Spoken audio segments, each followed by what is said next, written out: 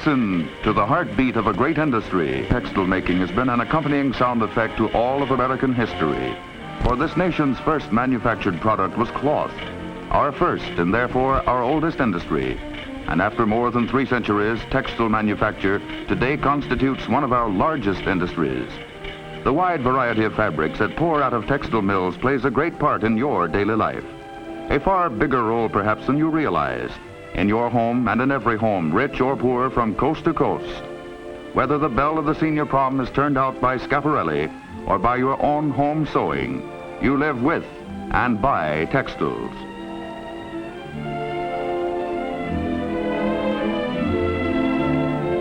From infancy through all the years of your life, and everywhere you look, from the drapes at your windows to the spread and sheets on your bed. At every hour, at every meal, textiles serve you well, protecting you from infection and from the elements. When you want to keep the sunshine out, or when you want to let the sunshine in for health or joy, you sit on one kind of textiles and walk on another. And you walk in textiles too. The lining of your shoes is fabric. And when you ride, you sit on textiles, comfortable and safe as you speed along on tired cords of tough textiles. Textiles are part of your play also, from yachting sails to tennis balls. Even the music you love is sometimes made with textiles. And what helps your garden to grow? Why, water from rubber-covered fabric hose. America's famed mass production moves on conveyor belts of woven fabric. And industry sends its messages and keeps its records through textile fabrics. When war threatens, our armed forces could not move without textiles. Clothing, tents, ropes, packs, an endless variety of woven materials. In this age of global strategy, our military leaders must face and solve problems never even dreamed of before. The way a soldier is equipped may be the difference between life and death in battle. He must have what it takes to survive in and to get himself out of the most precarious situations. Cold weather clothing, especially developed by America's textile industry, plays a vital role in any national emergency. Warmth with lightness, insulation by many layers of tightly woven fabrics. This wardrobe of survival is but one example of how all American industry, created in peace for peaceful uses, is today this nation's greatest bulwark of strength. But when you think of textiles, you're most likely to think first of dress materials. Even the latest fashions look for inspiration to this oldest industry that is ever new. The amazing industry which produces the soft, luxurious velvet with the same skillful ease with which it makes this heavy-duty canvas duck. A delicate satin, or belting material for industry. Printed designs for dresses, or designs woven right in. Thick, soft blankets, or gossamer thin curtain materials. Every pattern and every type for every conceivable use. And behind this versatile array of beauty and service stand 1.25 million Americans, the heart of the textile industry, one of the nation's largest employers.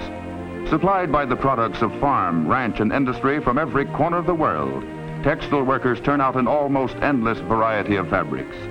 In more than 2,000 yarn and fabric producing and finishing plants, these people make the materials and furnish the inspiration for tens of thousands of designers, cutters, clothing manufacturers, and distributors, who in turn stock the shelves of hundreds of thousands of stores to satisfy the needs of America's millions.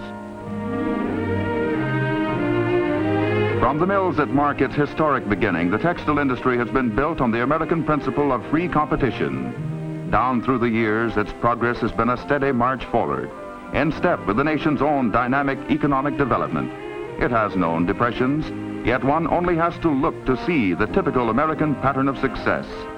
In textiles, as in all of our industries, the race to compete has led, as it inevitably must, to better mills, better methods, better men, and eventually to a better way of life.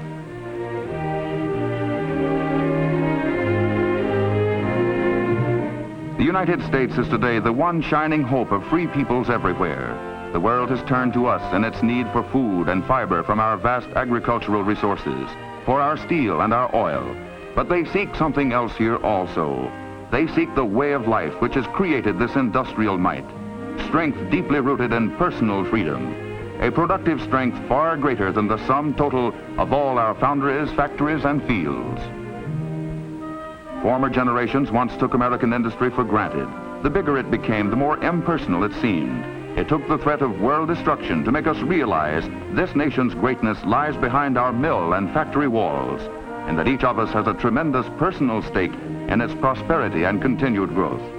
So for the next few minutes, let's look into the heart of the textile industry, not just as a trip through a mill, but as one living, throbbing example of America's real wealth and material and social progress.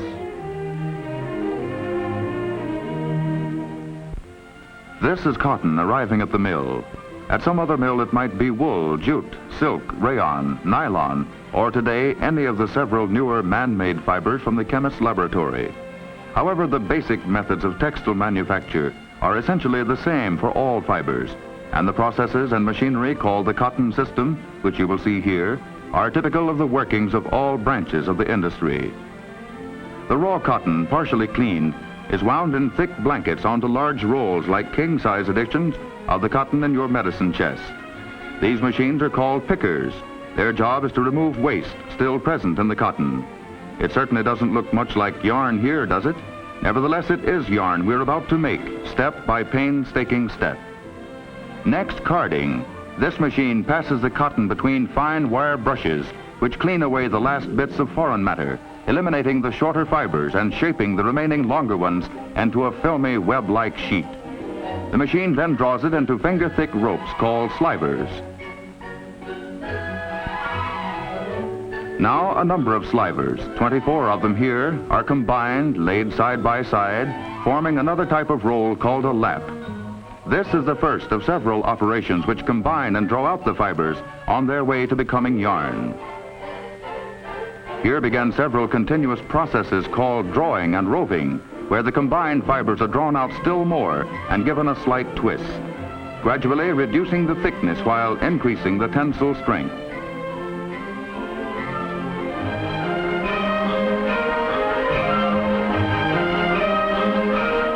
At last we come to the final step in yarn making, spinning.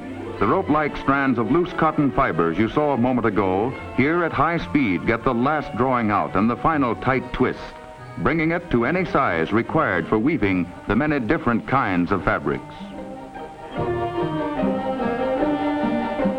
That portion of the spun yarn to be used for the warp or lengthwise threads in weaving goes now to the automatic spooling machine, where it is transferred from bobbins onto cheeses or spools. Hundreds of these spools of white or dyed yarn are then placed in the warping creel, positioning each thread for winding onto the huge warp beam. These threads must be wound on the beam exactly parallel and precisely the right distance apart.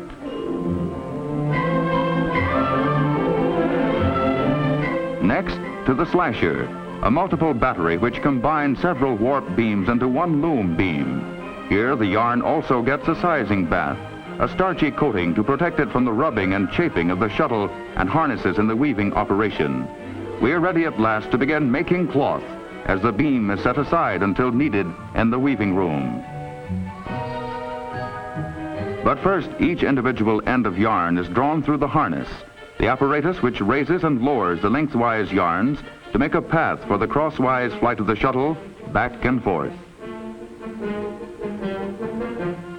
The crosswise or filling threads are fed from bobbins carried by the shuttle in its flights across the loom between the separated warp threads. A rotary battery holds 20 or more bobbins, supplying a continuous flow of yarn. The loom is the basic tool of the textile industry, a marvel of intricate and high-speed precision, and a classic example of the industrial efficiency that has made ours the strongest and wealthiest nation on earth. Here, rayon is being woven on the same type of loom. Nylon or any of the new man-made yarns can be used as readily and as easily as cotton. This is an Arctic combat clothing lining being made from a special acetate yarn in a ripstop weave. This strange machine is a jacquard loom, which weaves the most complicated designs right into the cloth.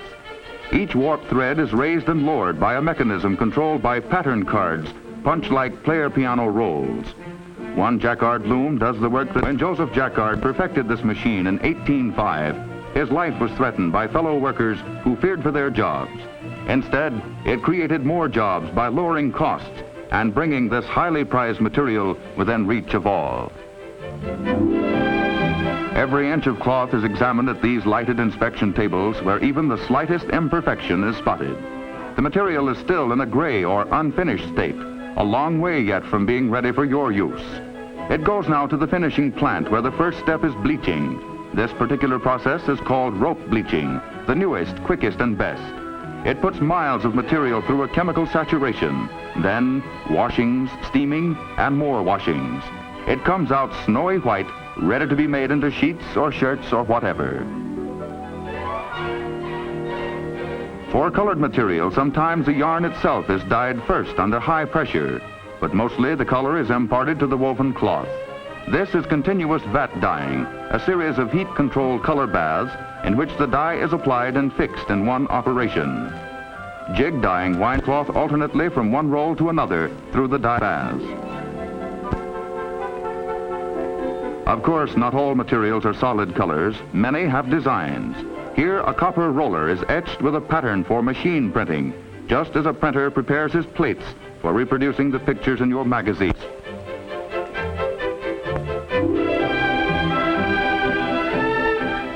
In operation, each color is picked up by the high places on the engraved roller. The cloth goes through a process which fixes the colors permanently in the fabric. Some materials require a special finish. Here, a napping machine gives a soft, fluffy surface to baby blankets. A series of brushes carefully raise some of the fibers above the body of the cloth. Glazing, as in chintz for slip covers or curtains, is done by coating the material with a pliable film of starch or plastic that is later polished by smooth, high-pressure rollers. And here's the finished material, white, colored, printed, napped, or glazed, wrapped onto bolts, ready now to be made into the 1,001 garments or products which you and your family use every day, every hour of your life. It's on its way to other kinds of mills and plants, to sewing rooms, dressmakers, upholsterers, and retail shops the world over. But the real story of an industry is what it means to people. The American worker's power to produce has created a standard of living that is as much a part of any modern industrial story as mills or machines. Textiles in all its branches employs 1.25 million people. With their families, that means 5 to 6 millions, 1 out of every 25 Americans who look to textiles for their livelihood.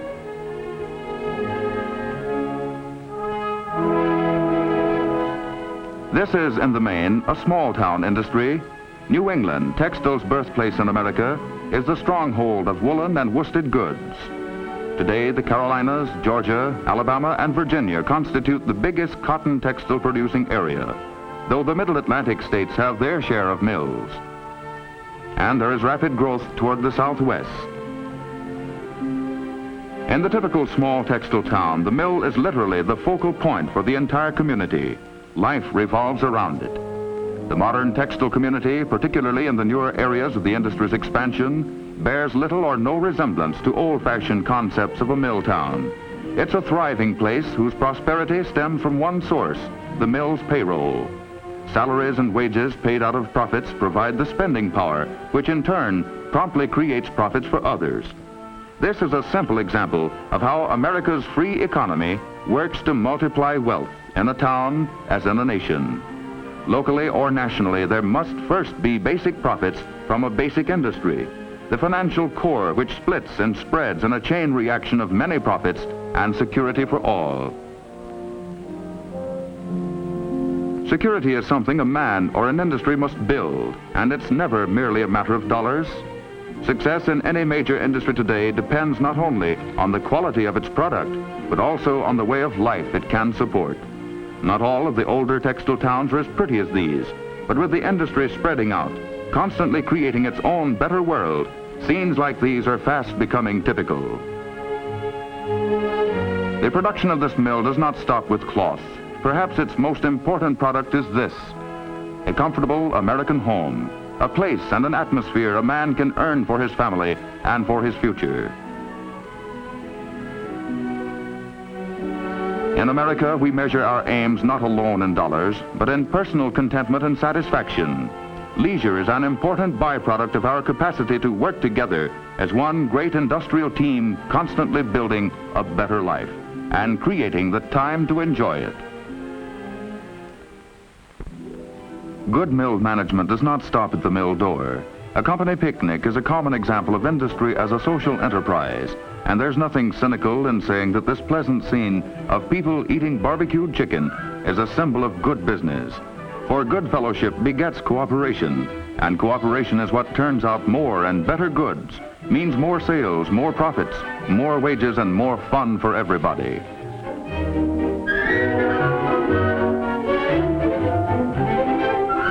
Country club-like facilities such as these are usually operated by the employees themselves. They're simply an investment in people, even more important than investments in mills and materials.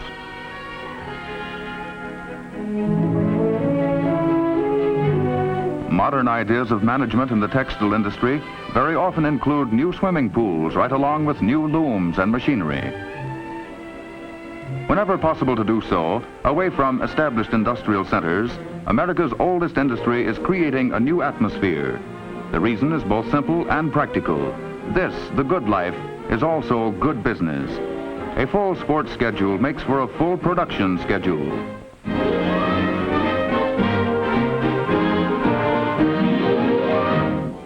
The fishing's apt to be pretty good in the very shadow of the mill. And beyond the mill, in the town itself, are other fruits of men's labor. Faith in the American way of doing things, with all its past mistakes and its still to be corrected imperfections, has produced and is producing a better living than anywhere else on earth. Our future, yours and mine, is linked to industry whether we work in a mill, on a farm, or in an office. We're benefited by industry, not alone by the material goods it produces, but by the many social gains it creates and supports. Any hospital is a social gain, but this one is even more because it really belongs to those who will use it. The modern textile town's productivity, its independence, its solvency, make it a pretty healthy place to begin life.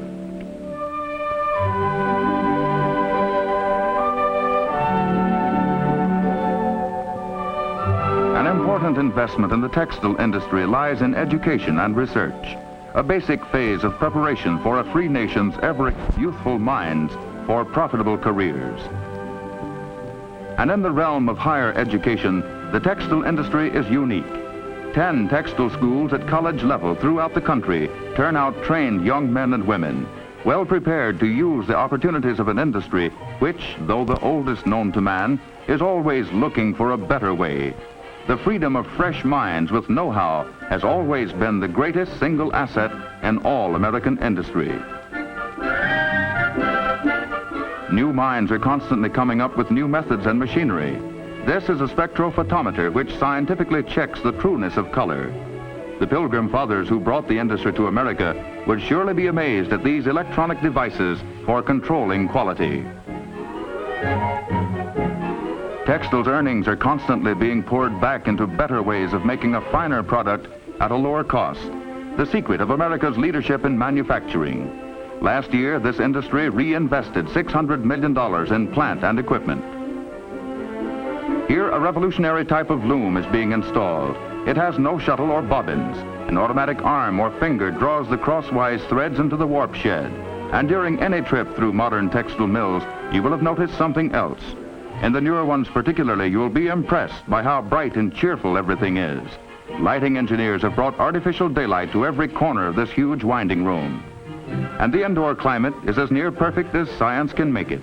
Air conditioning has been a great boon to textile making, especially in the South. In some plants, even the wall colors are scientifically chosen, usually restful pastels. Such improvements pay dividends in human comfort and convenience, which in turn produce a better finished product, the natural result of people working without undue stress or strain. And today, textile workers easily perform tasks that were once back-breaking chores. Mechanical lifters and overhead conveyors now transport loads that used to be done by human strength. A simple flick of a switch moves this heavy loom beam.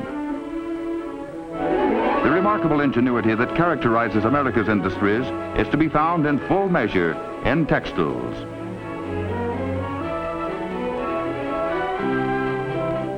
In laboratories like this, unending research also claims an important portion of textiles' earnings. New products for tomorrow are born, and an even closer watch is kept on the quality of today's production. Here, in tests that check everything from color fastness to tear resistance, an industry keeps itself always on the alert. Here, too, are to be found the textiles of the future.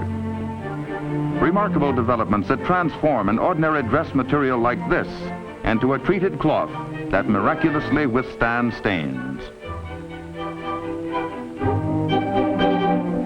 These tissue ginghams look exactly alike, but the scientifically treated material on the left sheds water like the proverbial duck's back.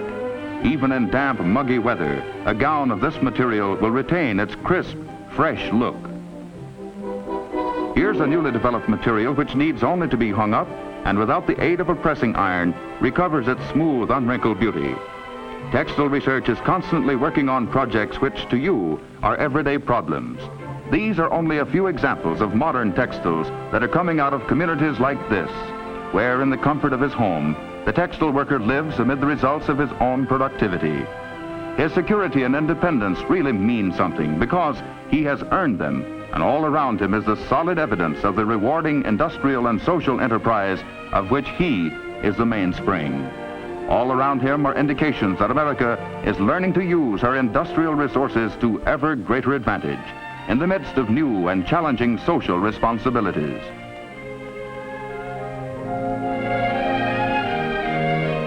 The products of this great industry go out across the broad highways of the nation and even beyond our national borders.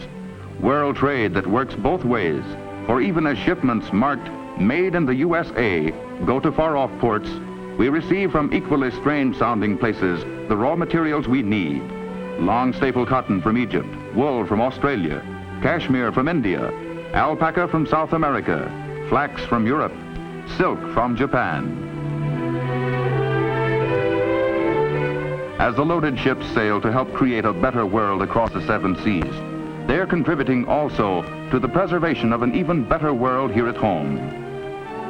People who made cloth even before America was discovered today beat a pathway by sea to our shores. A tribute to the skill of the American worker, his looms and his mills, to a way of life in which human beings are the masters of the machines, to a system in which our vast industrial resources are but the generating force of the greatest social enterprise the world has ever seen. The highest standard of living in all history has been earned, bought, and paid for by a nation's capacity to produce.